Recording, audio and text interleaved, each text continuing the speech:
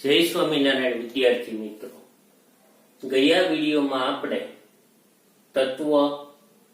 તત્વનો નાનામાં નાનો કણ પરમાણુ શેનો બનેલો છે તેની વિશે માહિતી મેળવી હતી.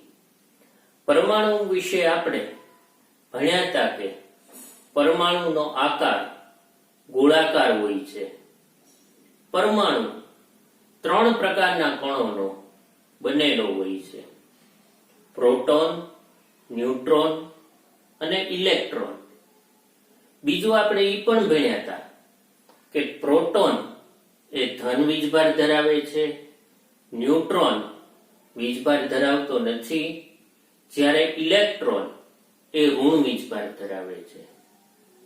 પરમાણુમાં બરોબર વચ્ચે આવી રીતે પરમાણુ કેન્દ્ર આવેલું હોય છે, જેમાં પ્રોટોન અને ન્યુટ્રોન નામના કણો આવેલા હોય છે. જ્યારે પરમાણુ કેન્દ્રની આજુબાજુ ગોળાકાર માર્ગ, જેને કક્ષા કહેવામાં આવે છે, અને આ કક્ષામાં ઇલેક્ટ્રોન નામના કણો પરમાણુ કેન્દ્રની આજુબાજુ ફરે છે. હવે પરમાણુમાં જુદી જુદી કક્ષાઓ આવેલી હોય છે અને દરેક કક્ષામાં ઇલેક્ટ્રોનની સંખ્યા જુદી જુદી હોય છે. આજના વિડીયોમાં આપણે અગત્યની વસ્તુ ભણવાની છે: ઇલેક્ટ્રોન રચના. પરમાણુ કેન્દ્રની આજુબાજુ જે ચોક્કસ માર્ગની અંદર ઇલેક્ટ્રોન ગોઠવાયેલા હોય છે તે માર્ગને કક્ષા કહેવામાં આવે છે, અને આ ઇલેક્ટ્રોનની ગોઠવણીને ઇલેક્ટ્રોન રચના કહેવામાં આવે છે. હવે આપણે જોઈએ કે કઈ રીતે ઇલેક્ટ્રોન ગોઠવાયેલા હોય. આમની પહેલા આપણે પરમાણુ ક્રમાંક ભણ્યા હતા કે દરેક તત્વમાં પ્રોટોન અને ઇલેક્ટ્રોનની સંખ્યા જુદી જુદી હોય છે. હાઇડ્રોજનમાં 1 પ્રોટોન 1 ઇલેક્ટ્રોન હોય, હિલિયમમાં 2 પ્રોટોન 2 ઇલેક્ટ્રોન હોય, લિથિયમમાં 3 પ્રોટોન 3 ઇલેક્ટ્રોન હોય, બેરેલિયમમાં 4 પ્રોટોન 4 ઇલેક્ટ્રોન હોય, બોરોનમાં 5 પ્રોટોન 5 ઇલેક્ટ્રોન હોય, કાર્બનમાં 6 પ્રોટોન 6 ઇલેક્ટ્રોન હોય, નાઇટ્રોજનમાં 7 પ્રોટોન 7 ઇલેક્ટ્રોન હોય, ઓક્સિજનમાં 8 પ્રોટોન 8 ઇલેક્ટ્રોન હોય, ફ્લોરિનમાં 9 પ્રોટોન 9 ઇલેક્ટ્રોન હોય, નિયોનમાં 10 પ્રોટોન 10 ઇલેક્ટ્રોન હોય, સોડિયમમાં 11 પ્રોટોન 11 ઇલેક્ટ્રોન હોય, મેગ્નેશિયમમાં 12 પ્રોટોન 12 ઇલેક્ટ્રોન હોય, એલ્યુમિનિયમમાં 13 પ્રોટોન 13 ઇલેક્ટ્રોન હોય, સિલિકોનમાં 14 પ્રોટોન 14 ઇલેક્ટ્રોન હોય, ફોસ્ફરસમાં 15 પ્રોટોન 15 ઇલેક્ટ્રોન હોય, સલ્ફરમાં 16 પ્રોટોન 16 ઇલેક્ટ્રોન હોય, ક્લોરીનમાં 17 પ્રોટોન 17 ઇલેક્ટ્રોન હોય, આર્ગોનમાં 18 પ્રોટોન 18 ઇલેક્ટ્રોન હોય, પોટેશિયમમાં 19 પ્રોટોન 19 ઇલેક્ટ્રોન હોય, અને કેલ્શિયમમાં 20 પ્રોટોન 20 ઇલેક્ટ્રોન હોય. આ 1 થી 20 તત્વોના પરમાણુ ક્રમાંક હું તમને વારંવાર યાદ કરવાનું કહું છું. હવે આજના વિડીયોમાં આપણે 1 થી 20 તત્વની ભણવાની છે ઇલેક્ટ્રોન રચના, કે આ ઇલેક્ટ્રોન કઈ રીતે પરમાણુ કેન્દ્રની આજુબાજુ કક્ષામાં ગોઠવાયેલા હોય છે. આપણે વારાફરતી એક પછી એક તત્વની ઇલેક્ટ્રોન રચના ભણીએ. સૌથી પહેલું તત્વ છે હાઇડ્રોજન. હાઇડ્રોજનનો પરમાણુ ક્રમાંક છે 1. તેથી તેની અંદર 1 પ્રોટોન અને 1 ઇલેક્ટ્રોન રહેલો હોય છે. હવે આ ગોઠવણી કઈ રીતે હોય છે કે પરમાણુના કેન્દ્રની અંદર 1 પ્રોટોન હોય. હવે પ્રોટોનને આપણે P+ વડે દર્શાવીએ છીએ, ઇલેક્ટ્રોનને E- વડે દર્શાવીએ છીએ. તો પરમાણુ કેન્દ્રમાં પ્રોટોન રહેલો હોય 1, અને પરમાણુ કેન્દ્રની આજુબાજુ ઇલેક્ટ્રોન પણ રહેલો હોય છે 1. તેથી હાઇડ્રોજનની ઇલેક્ટ્રોન રચના થશે 1. હાઇડ્રોજન પછીનું 2 નંબરનું પરમાણુ ક્રમાંક ધરાવતું તત્વ હિલિયમ છે. તો હિલિયમની અંદર પરમાણુ કેન્દ્રની અંદર 2 પ્રોટોન રહેલા છે અને પરમાણુ કેન્દ્રની આજુબાજુ કક્ષામાં 2 ઇલેક્ટ્રોન છે. તેથી હિલિયમની ઇલેક્ટ્રોન રચના શું થશે? 2. હવે જે પહેલી કક્ષા હોય છે એ પ્રમાણમાં નાની હોય છે. નાની હોય છે એટલે તેમાં ઇલેક્ટ્રોન સમાવવાની ક્ષમતા ઓછી હોય છે. પહેલી કક્ષામાં ફક્ત 2 જ ઇલેક્ટ્રોન સમાઈ શકે. તેથી પહેલી કક્ષા છે એમાં 2 ઇલેક્ટ્રોન. હવે 3 નંબરનું પરમાણુ ક્રમાંક ધરાવતું તત્વ છે લિથિયમ. હવે આપણે લિથિયમની ઇલેક્ટ્રોન રચના જોઈએ. લિથિયમની અંદર 3 પ્રોટોન આવેલા છે. તેથી કેન્દ્રમાં 3 પ્રોટોન, ઇલેક્ટ્રોન પણ 3 છે. પણ પહેલી કક્ષાની ક્ષમતા કેટલી છે? ફક્ત 2 જ ઇલેક્ટ્રોનની. તેથી પહેલી કક્ષામાં 2 ઇલેક્ટ્રોન અને નવી કક્ષા શરૂ થશે બીજી કક્ષા.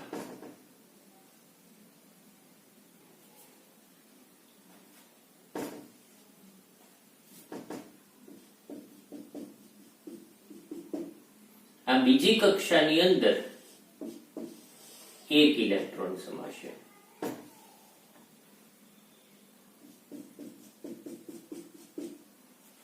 તેથી લિથિયમની ઇલેક્ટ્રોન રચના શું થશે? 2 1. બરોબર. એની પછી 4 નંબરનું તત્વ છે બેરિલિયમ. બેરિલિયમ છે એની અંદર પરમાણુ ક્રમાંક એનો છે 4.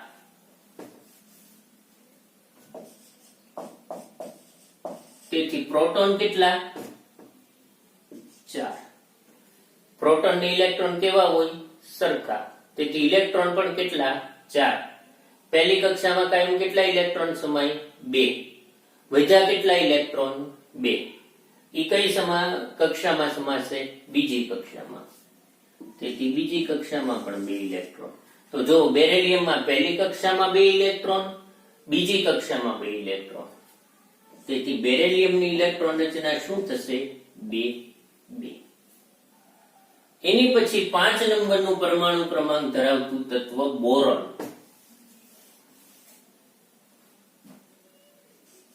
બોરોનનો પરમાણુ ક્રમાંક છે 5. હવે આપણે કોઈ દિવસ તત્વનું આખું નામ નહીં લખીએ, સંજ્ઞા જ લખશું. તો બોરોનની અંદર પ્રોટોન કેટલા છે? 5.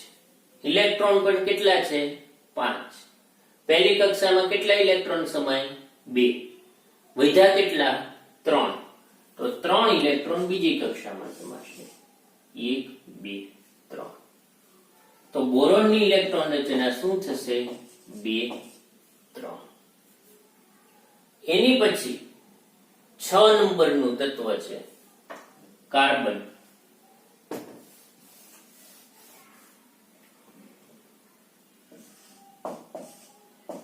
બહુ અગત્યનું તત્વ. પરમાણુ ક્રમાંક 6. પ્રોટોન કેટલા? 6.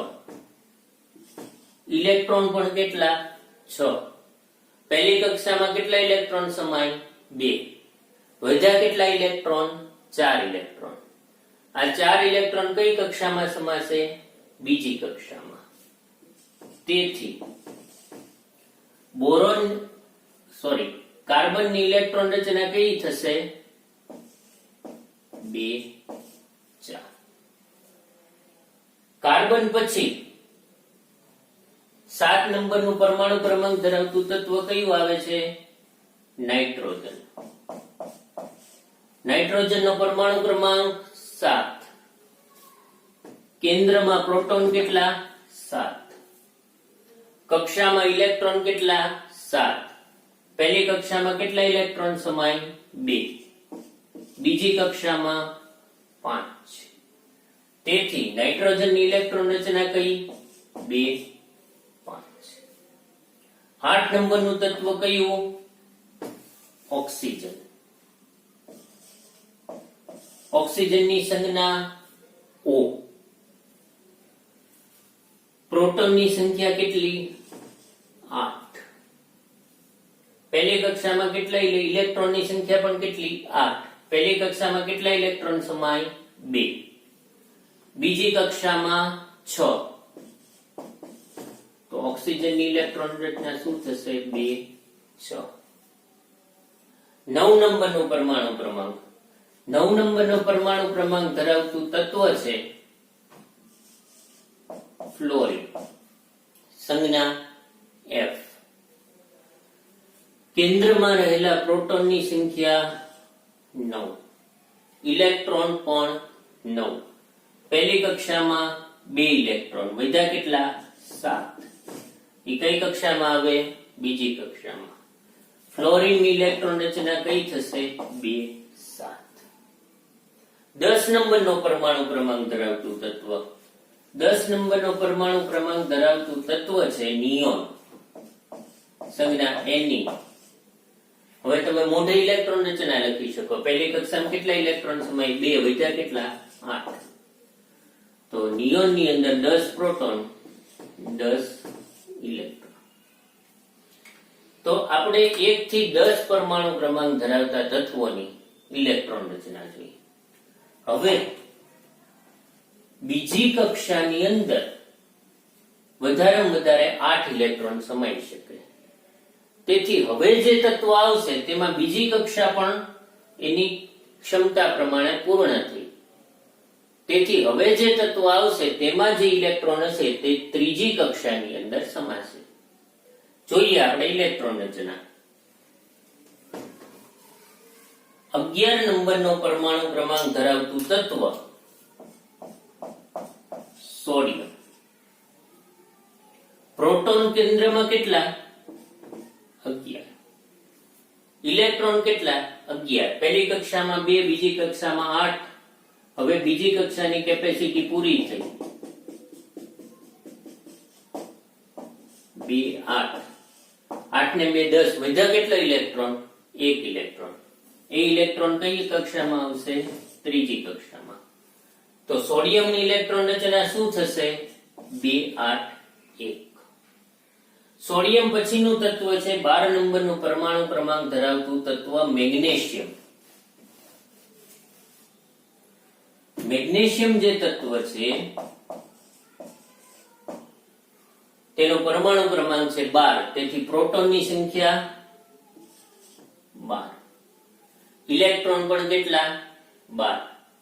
પહેલી કક્ષામાં 2 ઇલેક્ટ્રોન, બીજી કક્ષામાં 8 ઇલેક્ટ્રોન. 8 ને 2, 10. વધ્યા કેટલા? 2. 2 ઇલેક્ટ્રોન ત્રીજી કક્ષામાં. તો મેગ્નેશિયમની ઇલેક્ટ્રોન રચના શું થશે? 2, 8, 2. 13 નંબરનો પરમાણુ ક્રમાંક ધરાવતું તત્વ એલ્યુમિનિયમ.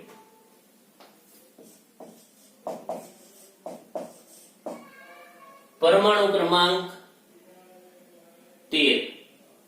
પહેલી કક્ષામાં 2 ઇલેક્ટ્રોન, બીજી કક્ષામાં 8 ઇલેક્ટ્રોન. વધ્યા કેટલા? 3 ઇલેક્ટ્રોન. એ કઈ કક્ષામાં આવશે? ત્રીજી કક્ષામાં. 2, 8, 3. 13 પ્રોટોન, 2 ઇલેક્ટ્રોન. 14 નંબરનું પરમાણુ ક્રમાંક ધરાવતું તત્વ સિલિકોન. પ્રોટોન કેટલા? 14. ઇલેક્ટ્રોન પણ 14. પહેલી કક્ષામાં 2 ઇલેક્ટ્રોન, બીજી કક્ષામાં 8 ઇલેક્ટ્રોન. વધ્યા કેટલા? 4 ઇલેક્ટ્રોન. ઇલેક્ટ્રોન કઈ કક્ષામાં આવ્યા? ત્રીજી કક્ષામાં. તેથી ઇલેક્ટ્રોન રચના 2, 8, 4. 15 નંબરનું પરમાણુ ક્રમાંક ધરાવતું તત્વ ફોસ્ફરસ. સંજ્ઞા P. પ્રોટોન કેટલા? 15. ઇલેક્ટ્રોન પણ કેટલા? 15. પહેલી કક્ષામાં 2, બીજી કક્ષામાં 8, 8 ને 2 10, વધ્યા 5, 5 ઇલેક્ટ્રોન ત્રીજી કક્ષામાં. 2 8 5. 16 નંબરનો પરમાણુ ક્રમાંક. 16 નંબરનો પરમાણુ ક્રમાંક ધરાવતું તત્વ છે સલ્ફર. સલ્ફર તત્વમાં પહેલી કક્ષામાં 2, ટોટલ 16 પ્રોટોન, 16 ઇલેક્ટ્રોન. પહેલી કક્ષામાં 2 ઇલેક્ટ્રોન, બીજી કક્ષામાં 8 ઇલેક્ટ્રોન, ત્રીજી કક્ષામાં 6 ઇલેક્ટ્રોન. સલ્ફરની ઇલેક્ટ્રોન રચના થશે 2 8 6. 17 નંબરનો પરમાણુ ક્રમાંક ધરાવતું તત્વ ક્લોરીન. તો હવે તમે એની મોઢે ઇલેક્ટ્રોન રચના લખી શકો. ક્લોરીનની પહેલી કક્ષામાં 2 ઇલેક્ટ્રોન, બીજેમાં 8, 8 ને 2 10, વધ્યા કેટલા? 7, 2 8 7. 17 પ્રોટોન, 17 ઇલેક્ટ્રોન. 18 નંબરનું તત્વ આર્ગોન.